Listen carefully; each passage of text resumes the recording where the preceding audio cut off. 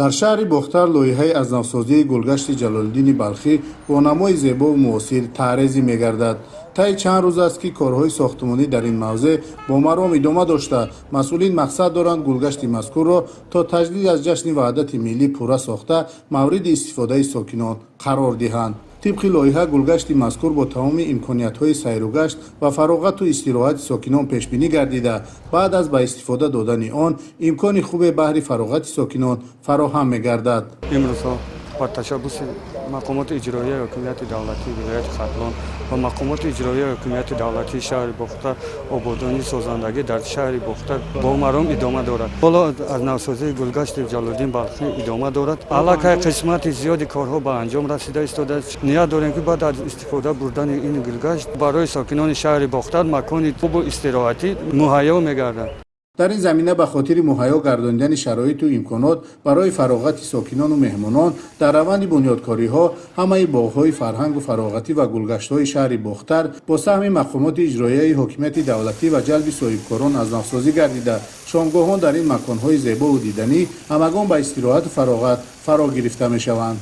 این همه باغ‌های فراغتی، این گلگشت‌های زیبا محض با دستگیری اساسگذار صلح و وحدت ملی پیشوای ملت محترم امامعلی رحمان برای ما جوانان به دست آمده است. ما جوانان را می‌باید که به قدر این همه زحمت و تلاش‌های راهبر دولتمان برسیم و در آینده در رشد و نموی کشور سهم ارزنده گذاریم و ما جوانان شکرانه از دولتی که اینجا آباد میکنیم که ما هر بگاه بعد از کار میتوانیم که آزادانه آمده و باغ‌های فراغتی سیر و گشت با همراه عائله گذرانیم.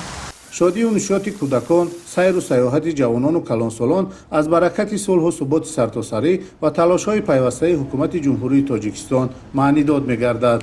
ما امروز شاد هستیم که در این آبادی با این مقصد آبادی آزادی ما میتونیم هر بگاه بیایم با فرزندا با همراه دوستان در اینجا استراحت کنیم. سالهای پیش این خیلی امکانیت ها نبود. امروز با دایخ آزادی میتونیم آزادانه بریم با سیر گشت فراغت کنیم. مورد ذکر است که من بعد نیز ساکنان و صاحبکاران وطندوست شهر بختر در حاشیه آبادانی و سازندگی ها بنیاد یک زمره انشاءات ضروری خواجگی خلق را برآ مانده و این وسیله در زیبا و نظربا گردیدن محل زیست خویش سهم ارزنده می‌گذارند.